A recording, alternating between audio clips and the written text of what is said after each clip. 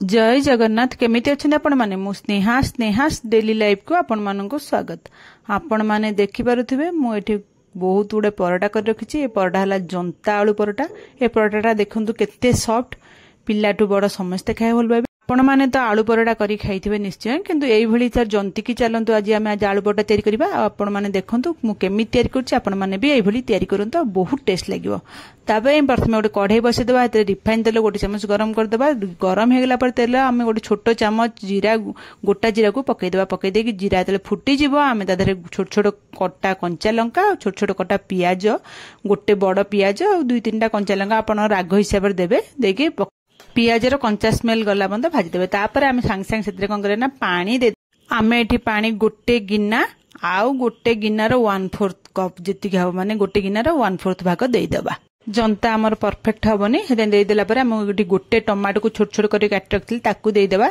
आ कस्तूरी मेथी गोटे मुठा हबो पकई देबा। आ लूण स्वाद अनुसार पकई देबे।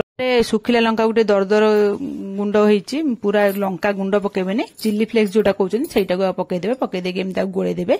गोळे देके जस्ट सेटा पानीटा उषुम हे आसला बेलको, माने पूरा फुटीबनी, हल्का माने बबल तर आसला बेलको आपण माने कोन करना हेदे अट्टा 2 गिना देई देबे।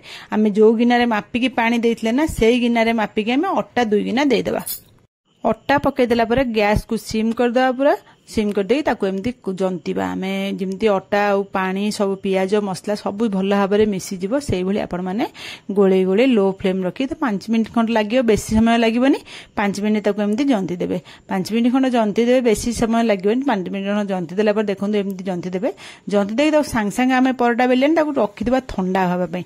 जेतेले ठंडा हेइ जिवो ना, मो एठी 2टा आलू सिजेई की रखिछि। गोटा आलू आपण माने एमती 2टा आलू सिजेई रखि देबे। आपण माने क्वांटिटी अनुसार आलू पकेबे। 2टा आलू को ग्रेटर रे ग्रेट कर देबे, ताको कोरी देबे। आपण मान चाहिले भी हाथ रे चकुडी देबे। तापर आमे से अट्टा जंता को आ से आलू मिसे की भल भाबर जिमते आमे रोटी पे अट्टा चकुडंती सॉफ्ट करके सेई भली आमे चकुडी देबा। ताको सब मिसे की भल की चकुडी देबा। चकुडी देला पर ताको तापर आमे देखन देबे चकुडा हे गेलानी। आमे तादर गोटे बड़ गुळा नबा। आपण माने रोटी जति बड़ गुळा नेन ताठू टिके बड़ गुळा नेबे। गुळा नेके आमे अट्टा जेम छिंची की जेमती आमे रोटी बेलंती आमे सेई भली भाबर बेली देबा। आपण मानक मुझे कहूचे, मुझे 2 गिना अट्टा नहीं बोली 2टा आलू पकई। आपण माने गोटे गिना अट्टा नेले गोटे आलू देबे। न जदि आलू आपण माने अधिक दउचंती ताले अट्टार क्वांटिटी भी अधिक दियंतु, नहले अट्टा चकटाटा पानी हे जिवो। आपण माने रोटी बेलिला आलू को बेली परिबेने, बेलना कठेरे चपचप हेकी लागि जिवो। हेति आपण माने एमिति बेली देकी तापर तावा एठी गरम करे बसि देथली। तावा रे पकई देकी जेमिति आपण माने परोटा सेकंती सेमिति सेकी देबे। दुई साइड देखंतु गोल्डन ब्राउन कलर हैला पर आमे तेल देकी आपण माने चाहिले एठी घियो भी देई परिबे। आपण माने दुई साइड भल्ल क्रीम देकी ताकू सेकी देबे। सेकी देला पर हमर देखंतु एबे देखो बहुत सॉफ्ट ए परोटाटा। आपण माने थरे एबेली करिकि देखंतु, देखिबे बहुत बढ़िया लागिवो। ए परोटाटा सबुथरे खाइबो, दही चटनी आचार आपण माने सबुथरे खाई परिबे, बहुत बढ़िया लागिवो। आपण माने तो सब बेले आलू परोटा ट्राई करथिबे, किंतु ए थरे एई भली टाइप रे ट्राई करि देखंतु, देखिबे आपण माने बहुत पसंद आसीबो।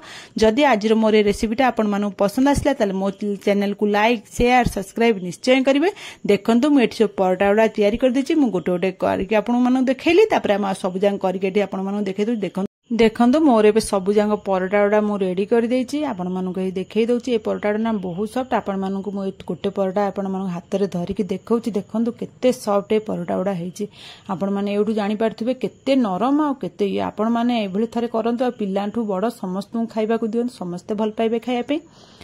आजिर टिप्स टी हैला, जदि आपण माने अट्टा बेसी दिन रखुछन, अट्टा रे पोको लागि जाउथबो, ताले अट्टा डबा रे 7-8 टी लवंग पकई दियंतु। देखिबे अट्टा डबा रे बिल्कुल पोको लागिबनी। अट्टा बहुत भल रहइबो, किछि हबनी।